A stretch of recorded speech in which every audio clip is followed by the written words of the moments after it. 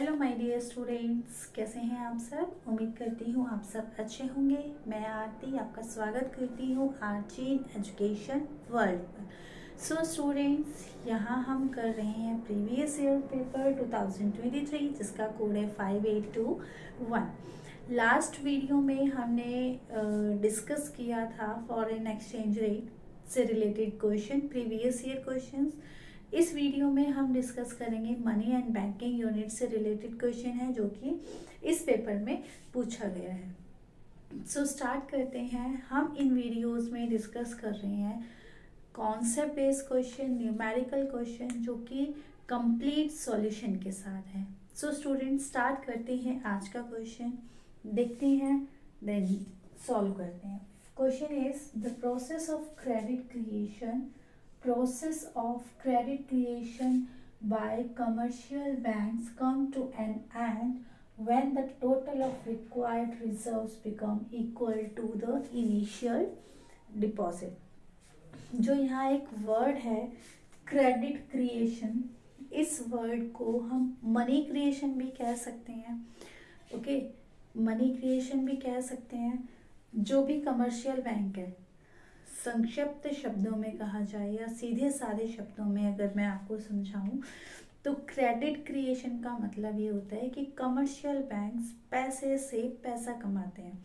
मतलब कि जितना पैसा हम डिपॉजिट कराते हैं, इनिशियल डिपॉजिट बैंक के पास आता है, उससे 5 गुना ज़्यादा पैसा commercial banks as a profit कमा लेते हैं। तो ये था कमर्शियल बैंक्स का प्रोसीजर पैसा कमाने से, या हम कह सकते हैं कि कमर्शियल बैंक्स जो होते हैं वो पैसों से पैसा कमाते हैं। तो इसी क्वेश्चन को समझने के लिए इस क्वेश्चन में एक स्टेटमेंट गिवन है। वो स्टेटमेंट ये है कि the process of credit creation, जो क्रेडिट क्रिएशन का प्रोसेस है वो कहाँ पर आकर रुकता है कि जो टोटल रिक्वायर्ड रिजर्व है, जो हमारा टोटल रिजर्व है वो इनिशियल डिपॉजिट्स के इक्वल, जिस स्टेज पर इनिशियल डिपॉजिट्स और रिजर्व्स इक्वल होते हैं वहाँ पर आकर ये प्रोसीजर, क्रेडिट क्रिएशन प्रोसीजर रुक जाता है।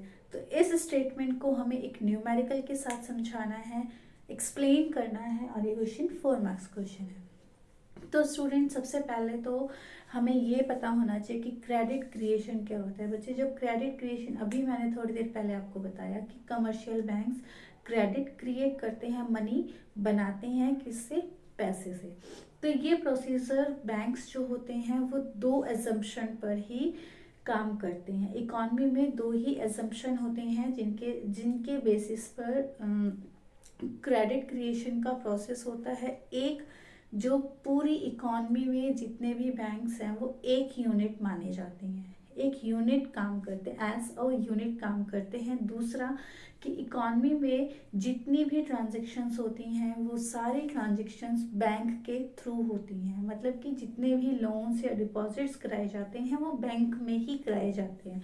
मतलब एक इकॉनमी में जितने भी ट्रांजैक्शंस किए जाते हैं वो बैंक्स के द्वारा किए जाते हैं। तो इसका मतलब ये है कि 2 ही एजम्पशन के बेस पर क्रेडिट क्रिएशन होता है।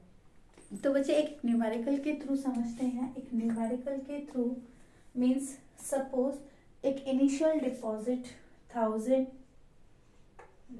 इनिशियल डिपॉजिट एक बैंक के पास है 1000 इनिशियल, मतलब स्टार्टिंग में पर्सन ए ने डिपॉजिट कराया 1000 रुपीज़। तो बैंक्स क्या होते हैं, एक पर्टिकुलर रिजर्व, यहाँ रिजर्व 20% लिया है तो एक 20% अमाउंट अपने पास रिजर्व रखेंगे और बाकी का amount as a loan provide करा देंगे पब्लिक को। तो 1000 का 20%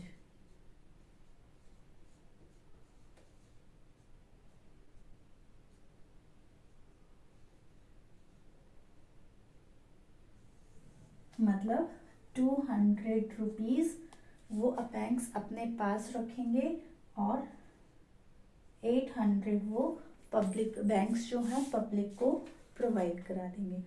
और फिर उसके बाद जब वो पब्लिक को प्रोवाइड कराते हैं तो वापस वो एज अ डिपॉजिट बैंक के पास क्या हो जाते हैं, डिपॉजिट हो जाते हैं। वो 800 रुपये बैंक के पास आ गए।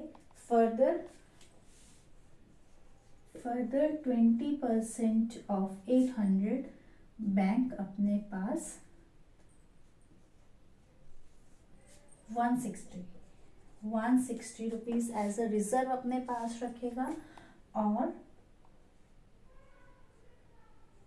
640 रुपीज वो लोन प्रोवाइड करा देगा। तो 640, ये प्रोसीजर ऐसे ही चलता रहेगा। ये प्रोसीजर क्या होगा, ऐसे ही चलता रहेगा। कब तक, जब तक जो ये डिपॉजिट है वो रिजर्व जो है इक्वल आ जाएंगे। वो कैसे आएंगे समझते हैं।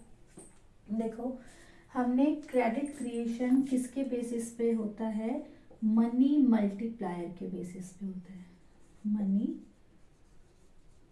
मल्टीप्लायर जिसका फॉर्मूला होता है 1/LRR, लिक्विडिटी रिजर्व रेशियो या रिजर्व रेशियो। तो यहाँ हमारी रिजर्व रेशियो क्या है, 1/20%। तो 20% कितना होगा, 0.2। 1000 ऑफ हमारा जो डिपॉजिट्स हैं वो कैसे कैलकुलेट होंगे, 1000 1/0.2।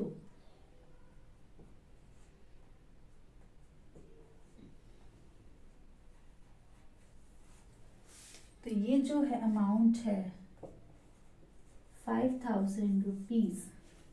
5000 रुपीज हमारे पास टोटल अमाउंट आ गया। मतलब कि 1000 रुपीज से फाइनल जो डिपॉजिट है बैंक के पास 5000 रुपीज होगा। 5000